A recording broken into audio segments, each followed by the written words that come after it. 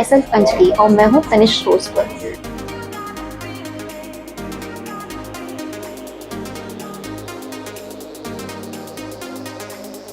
यहाँ पे एक बहुत ही ज़्यादा अच्छा ऑफर चल रहा है जो कि है ओल्ड गोल्ड एक्सचेंज। यहाँ आप जैसे ही अपने पुराने ज्वेलरीज लेके आते हैं, ना ही ये सिर्फ एक्सचेंज करते हैं, पूरा प्रोसीजर दिखाते हैं कि वो कैसे मेल्ट करते हैं, उसकी कैसे वैल्यू आती है, उसी वैल्यू से वो आपको कैसे एक्सचेंज करके देते हैं। आप ज़रूर आएँ और इस ऑफर को एक्सपीरियंस करें।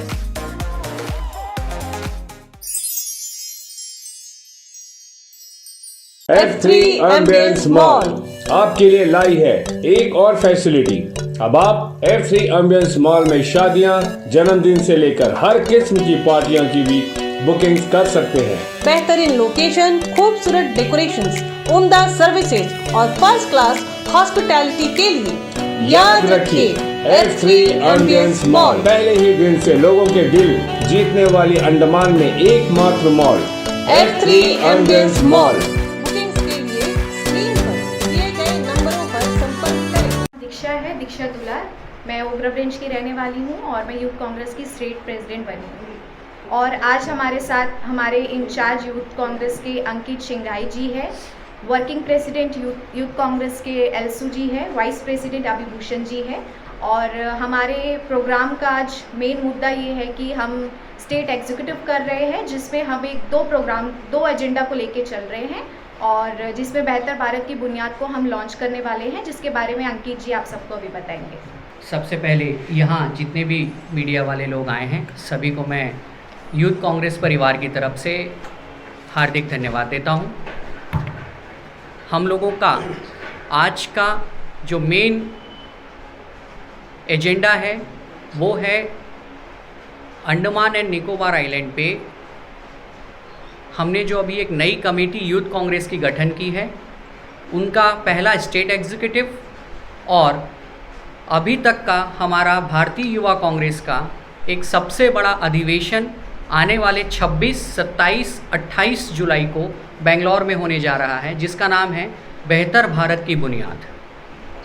इस अधिवेशन का मेन जो इंटेंशन है, जो मुख्य उद्देश्य है, वो ये है कि हम आज पूरे भारत में जो युवा मोदी सरकार की गलत पॉलिसी से परेशान हैं, रोजगार के लिए परेशान हैं, महंगाई से परेशान हैं, काम नहीं है, जो उनकी मेन परेशानियां हैं महंगाई और रोजगार, उसको लेकर के भारतीय युवा कांग्रेस एक बहुत बड़ा अधिवेशन, महाअधिवेशन बेंगलोर में करने जा रहा है। इसमें पूरे देश से 3000 से ज़्यादा युवा 3 दिन तक रह करके आने वाले 2024 के चुनाव में हम युवाओं की इस महंगाई वाली सरकार को बदलने के लिए, इस देश में वापस खुशहाली को स्थापित करने के लिए जो रणनीतियाँ बनानी है, जो रणनीतियाँ तय करनी है, उस पे हमारे अध्यक्ष श्री श्रीनिवास बीवी जी व हमारे प्रभारी कृष्णा अल्लावरू जी के नेतृत्व में इस अधिवेशन पे हम सारी चर्चाएं करेंगे।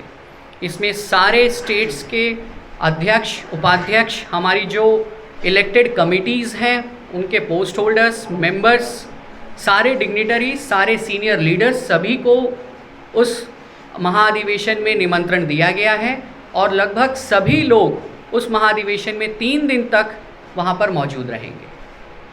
तो आप सभी लोगों के सामने में हम आज Andaman and Nicobar territorial youth Congress के तरफ से आप लोगों के सामने आज इस बेहतर भारत की बुनियाद के कार्यक्रम को लॉन्च करने जा रहे हैं।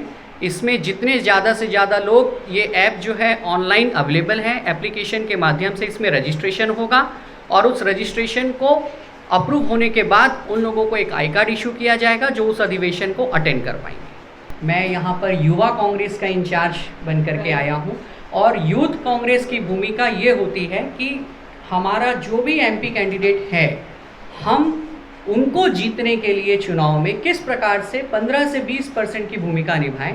और अभी हमारे जो वर्तमान सांसद हैं माननीय कुलदीप जी मेरे बड़े भाई की तरह हैं और हमारे देश में अभी फ़िलहाल जितने भी सांसद हैं उनमें उनको उत्कृष्ट सांसद का सम्मान भी दिया गया है। सर ऐसी रणनीति आप लोगों ने 2019 में भी बनाया था, युवा कांग्रेस को लेके, महिला कांग्रेस को लेके, हर किसी को लेके, तो कितनी संभावना है कि इस बार आप सफल होंगे और क्या कारण क्या है आप लोगों के जो जीत का जो आशा है वो किन किन वजह से बढ़ रही है? यूथ जो है वो किसी भी राष्ट्र निर्माण के लिए ना एक स्तंभ का रोल अदा करता है। जिस प्रकार से मीडिया एक स्तंभ है, युवा भी एक स्तंभ है किसी भी देश को बनाने के लिए। अभी आपने कहा कि पिछले चुनाव में यूथ को लेकर के रणनीति बनाई गई थी। हम चाहते हैं कि इस बार यूथ कांग्रेस का कंट्रीब्यूशन हमारे एमपी को जिताने के लिए पिछले बार की तुलना से और ज़्यादा होना चाहिए। तो क्या ये एमपी इलेक्शन की तैयारी है या प्राइम मिनिस्टर इलेक्शन की तैयारी? डेफिनेटली एमपीज ही प्राइम मिनिस्टर डिसाइड करेंगे। तो हमारा तो मुख्य उद्देश्य है 2024 में लोकसभा चुनाव को ध्यान में रख करके ही हम सारी तैयारियां कर रहे हैं। क्या खास कर रहे हो जिससे आप लोग युवाओं को कांग्रेस पार्टी की तरफ आकर्षित कर सकते हो? युवा वैसे ही मोदी सरकार से बहुत परेशान हैं। रोजगार के मामले में, महंगाई के मामले में, सुविधाओं के मामले में बहुत सारी परेशानियां पहले से ही युवाओं के पास में हैं। हमारा काम है कि हम उन परेशानियों को समझ करके उन्हीं युवाओं की ताकत से आने वाले लोकसभा चुनाव में इस महंगाई के पक्षधर सरकार को बदलें, एक ऐसी सरकार लेकर के आएं जो वास्तव में युवाओं को रोजगार देने का काम करे। जब 2014 से पहले लगभग 55 साल तक ऑफिशियली देखा जाए तो सब हटा के 55 साल तक कांग्रेस की सरकार थी देश में आज़ादी से, तो ऐसा क्या कारण था कि जनता ने कांग्रेस को छोड़ के पिछले एक डिकेड से बीजेपी को चुना है और इस बार फिर दोबारा कांग्रेस को लेगी? क्या उस समय उन सालों में भी रोजगार की समस्या नहीं थी और भी जो बाकी जनता की समस्या होती है वो सब नहीं थी? कुछ तो होगा, तभी तो बीजेपी को चॉइस किया गया। और अब आप लोग क्या क्या इम्प्रूवमेंट करने वाले हैं? परिवर्तन संसार का नियम है। लगातार कांग्रेस की सरकार थी, जो करता है नाराजगी उसी के प्रति आती है। अगर हम आज ये प्रेस कॉन्फ्रेंस करेंगे तो हो सकता है कुछ गलतियां होंगी, कुछ अच्छी बातें होंगी, नहीं करेंगे तो कुछ होगा ही नहीं। हमने जो लगातार इस देश में सरकार चलाई, कुछ नाराजगी थी, कुछ जरूर गलतियां थी जिसको हमारी लीडरशिप ने भी स्वीकार किया और हमने भी स्वीकार किया। जनता ने उसी समय जो उनकी छोटी छोटी नाराजगियां थी, एक व्यक्ति आए झूठ का पुलिंदा बना करके जोर जोर से चिल्ला चिल्ला करके झूठ बार बार बोल करके युवाओं को 2 करोड़ रोजगार हर साल का वादा दे करके हिंदू मुस्लिम में देश को उलझा करके उन्होंने अपनी तरफ वोटर्स को आकर्षित किया और हमारी देश की जनता ने उनका साथ दिया। 1 बार दिया, 2 बार दिया, बात सही है। पर अगर आप नैरेटिव देखेंगे पिछले 5-7 साल के दौरान, एक समय ऐसा था जब बीजेपी और उनके अलाइड एनडीए की गवर्नमेंट देश में 25-27 से ज़्यादा राज्यों में थी, पर आज की स्थिति में वो कहाँ पर रह गए हैं? आप साउथ से ही देख लीजिए। हम अगर अंडमान से ही शुरू करें तो यहाँ के एमपी कांग्रेस के हैं। Book your all domestic and international flight tickets online with Andaman Blue Bay Holidays, Andaman's first flight ticket online booking website. Log on to www.andamanbluebay.in. हम कहते हैं कि everything is fair in love and war and politics is the combination of love and war.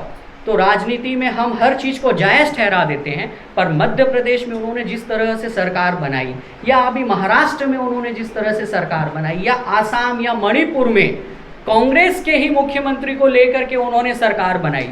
ठीक है, power है, पैसा है, डर है, ईडी है, सीबीआई है, सब दिखा करके उन्होंने सरकार बनाई, निश्चित।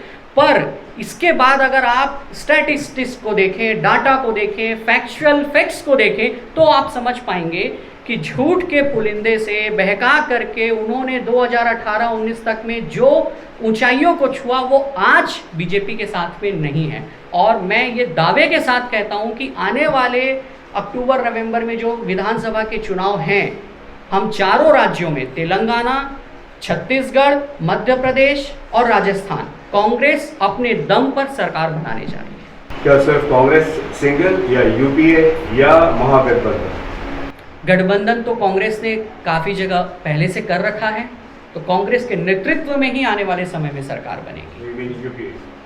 डेफिनेटली कांग्रेस के नेतृत्व में Congress lead government will be formed. Sir महंगाई और बेरोजगारी के अलावा और किन चीज़ों में आप लोग फोकस करेंगे? रोटी, कपड़ा और मकान के अलावा हमें और किन चीज़ों की आज फिलहाल जरूरत ये है? समस्या तो आज़ादी से है सर इस देश में। देखिए, आपने अगर आज़ादी की बात की तो हम आज़ादी के समय किस जगह थे और आज हम किस जगह हैं, वो कंपैरिजन भी करने की जरूरत है। आज़ादी के दौरान अगर आप 46 से 47 की बात कर रहे हैं तो उस वक्त सिंगापुर की क्या स्थिति थी आप अच्छे से जानते हो, जापान की क्या स्थिति थी, वियतनाम की क्या स्थिति, नॉट वियतनाम, हांगकांग की क्या स्थिति थी। तो जैसा आप कह रहे हो कि समय के साथ डेवलपमेंट होता है, प्रोग्रेस होता है एक नेशन का, तो उनके मुकाबले सिंगापुर और हांगकांग हमसे डेंसली ज़्यादा पॉपुलेटेड है compare to the area wise. तो उनका डेवलपमेंट और हमारे देश का डेवलपमेंट को आप कैसे बताओगे?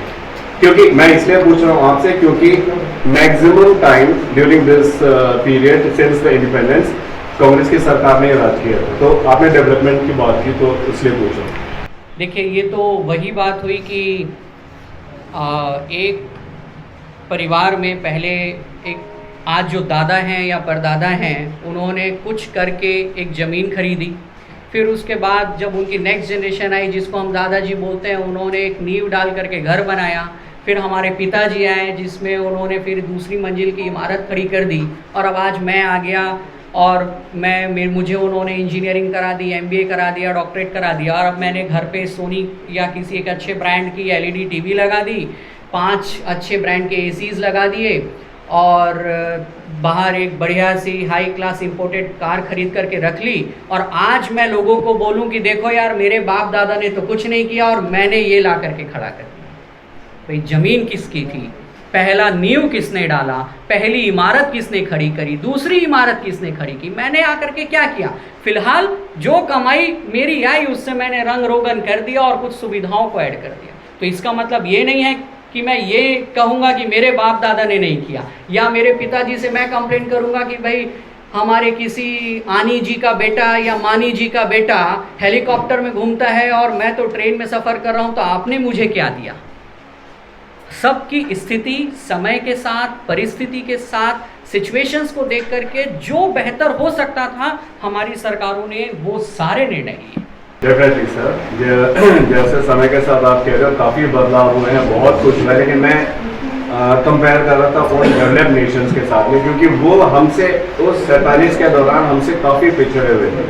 और जैसे मैंने कहा कि आबादी के मामले में भी वो हमसे बहुत आगे हैं, मगर आज अगर आप उनका डेवलपमेंट देखते हो तो we are nothing in front of them. Total population, आप एक जगह की पॉपुलेशन आप उस देश के घनत्व के साथ में जनसंख्या के घनत्व को तो ले सकते हैं, बट अगर ओवरऑल पॉपुलेशन देखें, आज हमारी जनसंख्या लगभग 150 करोड़ है।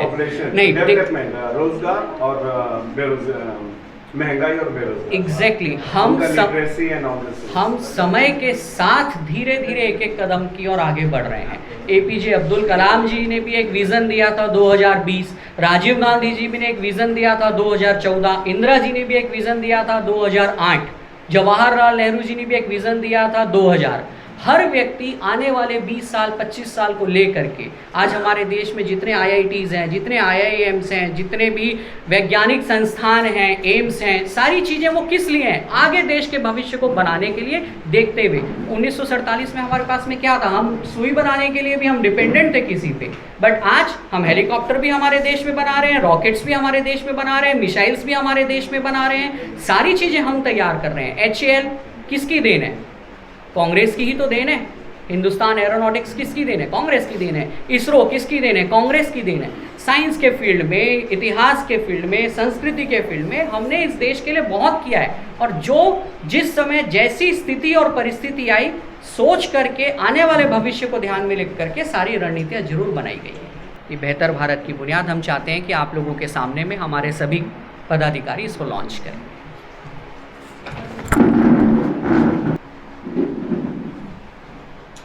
इस प्रेस कॉन्फ्रेंस को सक्सेसफुली होने दिया आप लोगों ने, और हमारे जो प्रोग्राम का बात था, हमारे दिल की बात थी, वो आप लोगों तक, हमारे जनता तक पहुंचाने के लिए आप लोगों ने हमारी मदद की। बहुत बहुत धन्यवाद। जय हिंद, जय भारत।